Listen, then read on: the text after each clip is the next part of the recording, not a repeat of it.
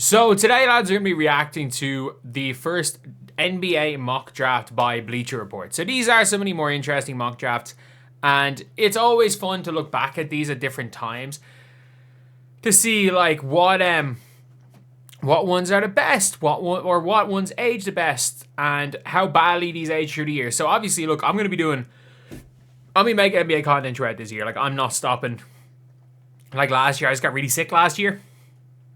So we're going to be looking at these. We're probably going to be looking at every publication and reacting to every publication every month for the entire year. And then we are going to be looking back on them. So my favorite thing was 2024, where it was like at this time of the year, Isaiah Collier was projected to go number one. Like, it's one of those really weird things where anything can happen. Like, absolutely anything can happen. But yeah, it's an interesting thing to see. So to look back on it anyway. So we're going to start off with the number one pick, who I'm guessing at this point in time, most people would have Darryn Peterson there. Yeah. I really like Darryn Peterson. Like, I think that if you guys know me, you know, it's not for me, my number one is Dybansta. Like, that is my number one. And again, most people have Darryn Peterson one. I think this is a 3 where anything can happen, but my one is Dybansta right now. I just think the athleticism and everything checks all the boxes with me with Dybansta. But obviously, look, it says here, number one pro comp, Anthony Edwards. He's enjoying overall hype in a class with Cam Boozer and AJ Dybansta. Him being obviously the number one.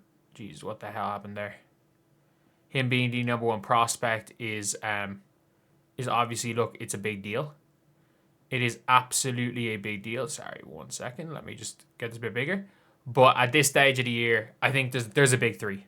There is a big 3, and you can't really go wrong with that. And I thought he was exceptional. I thought he was absolutely exceptional in his first game. So number 2, you got Cam Boozer from Duke. Pro comp Paolo Banchero. Don't really see the Banchero comp, but I like him.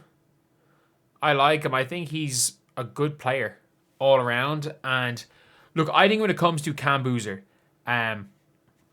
he's a really, really tough one to it's going to be tough for me to put him above a Dybansta, but he's obviously bigger. He was unbelievable so far. And again, he's somebody that could be number 1. And number 3, Dybansta, I'm guessing. If you land on Dybansta 3, like, look, we all know there's going to be somebody that's not in this top 3 that is better than these top 3. We know that there's going to be somebody who shoots up during college and maybe breaks into this top 3. But if you land on this top 3 and you get one of these pieces, you're not going to be upset. Even if they bust, it's going to be one of the ones where it's like, okay, fair enough. We thought they were going to be, we thought they were going to be good. I like the card. I like the player. I like the player. And I think that he's going to be absolutely elite. Like, he is a freak athlete. If any of these guys are going to bust, it's probably going to be him. Like, we have to say that right now. He is probably going to be the only one that busts, if there is going to be a bust. But I don't know if there's going to be a bust. I've really liked Dybansta for years. The fact is that, like, Dybansta was ranked higher than Cooper Flagg in that class initially. So he's a freak athlete. He is an absolute freak athlete.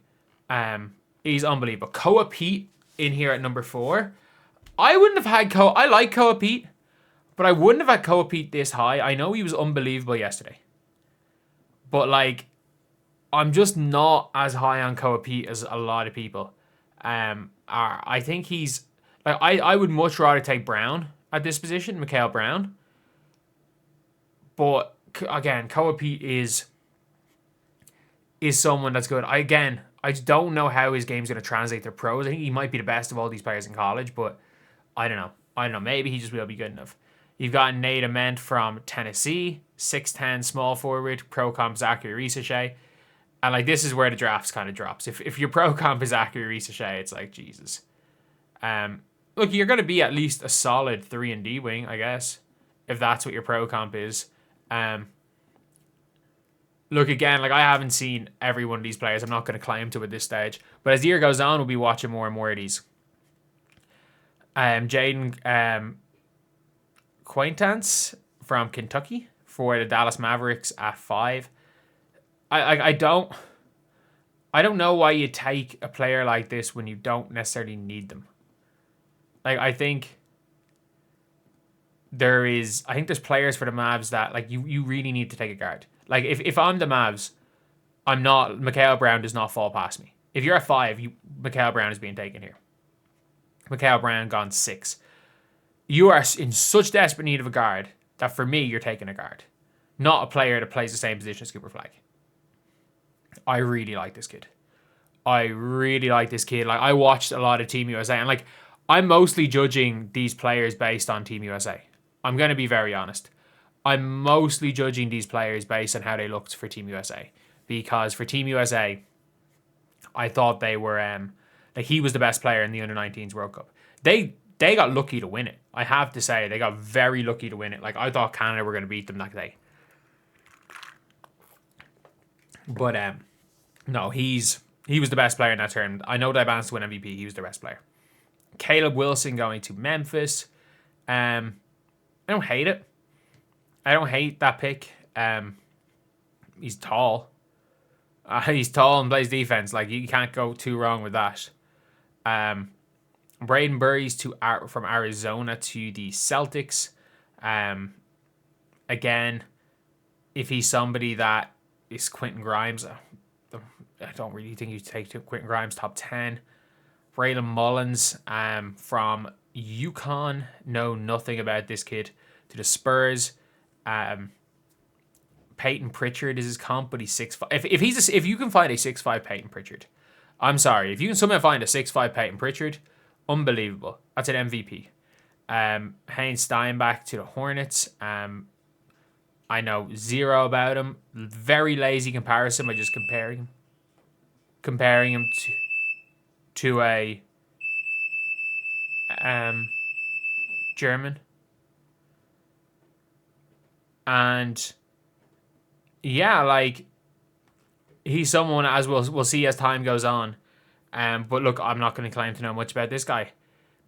Bennett Sturts from Iowa to the Memphis Grizzlies, and an upperclassman for a team who really needs just depth at that point guard position, because Ja might be gone, and if is he ready to come in right away? I don't know, but you just never know. So you've got a player I have no idea about from Benin. Cam Whitmore, pro comp. So is he a chucker? Is he a chucker or plays VJ Edgecombe at Baylor? If he's compared to Cam Whitmore, he's going to be nothing like Edgecombe, though. Dame Sarr from Duke. I don't... Was it Dame Sarr? Dame Sarr, probably. I've not seen much of him. Honestly, from Italy. And it'll be interesting to see how he gets on at Duke. Because at the end of the day, there are a lot of good players on that Duke team. Okay, so he had played... Where had he played before? So he was playing with Barcelona, with FC Barcelona B. He played in the Hoop Summit. Oh, that's who it was. Oh, I didn't realize that's who it was. Okay. He could be a player. It was the guy at Barcelona basically almost tore up his contract because he went to the Hoop Summit game. Kareem Lopez. Look, I'm still not sold on the Australian League. I'm not sold on the NBL. And if he comes in hoops, fair enough. I'm not sold on the NBL. The Heat getting Malik Thomas. I mean, we'll see. Be interested to see how he gets on. Like, outside the lottery, I don't know much about a lot of these players. I'm not going to lie. Where do they have Caden Boozer going? that's kind of... Okay, so if Caden Boozer goes to the Thunder via the Clippers, I'll be really interested to see how Caden Boozer gets on. Because I think... one of the weird things with Caden Boozer is I don't know if his hype is coming from his brother or if he's in fact underrated because he is the worst brother. I actually don't know.